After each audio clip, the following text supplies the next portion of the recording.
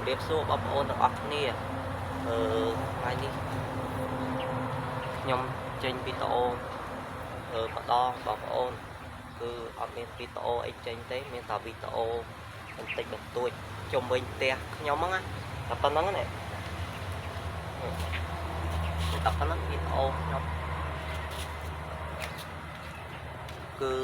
តំតែមុជទឹកហើយមិញហ្នឹងបងប្អូន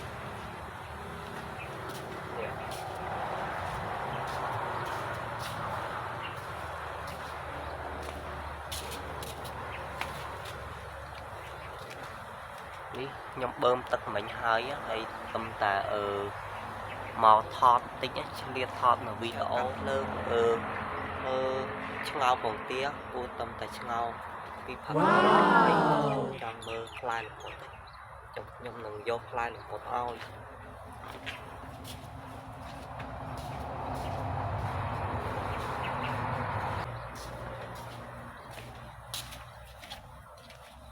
នេះ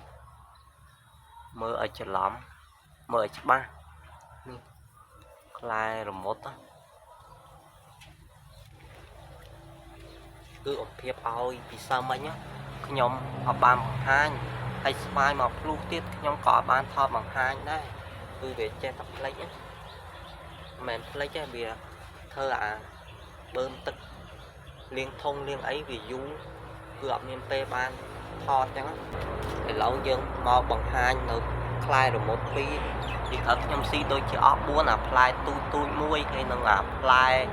ធំប្រហែលអស់3ផ្លែទៅខ្ញុំអត់ស៊ីផ្លែល្មុតនេះវាទុំផ្លែដូចជាទុំអាលួយនេះឃើញផ្លែវាដូចជាអាលួយ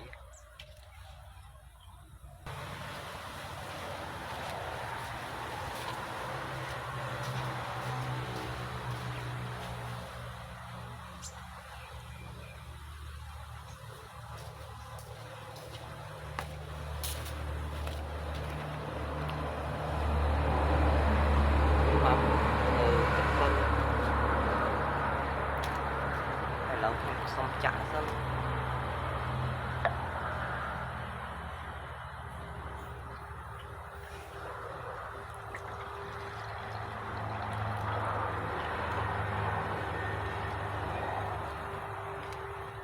េះ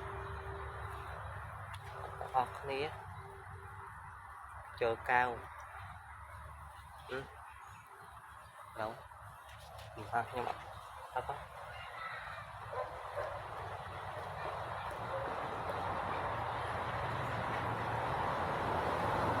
អើយពិតជាស្ញាញ់ទឹកសុទ្ធចាំថ្ងៃចាំអូយទឹកសុទ្ធនេះពិតជាល្អអន់គេផឹកទៅជាតិត្មង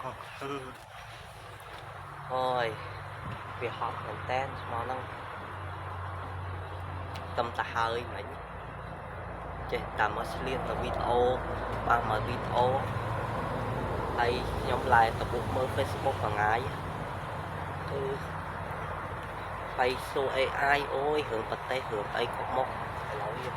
យកឥឡូវវីដេអូខ្ញុំអត់មានអីច្រើនទេមានតែប៉ុណ្្នឹងឯងជុំវិញផ្ទះខ្ញុំគឺ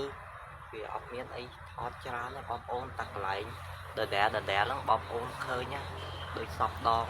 ឥឡូវវីដេអូខ្ញុំអត់មានអីច្រើនទេបងប្អូនតែប៉ុណ្្នឹងឯងបាយបងប្អូនជម្រាបលា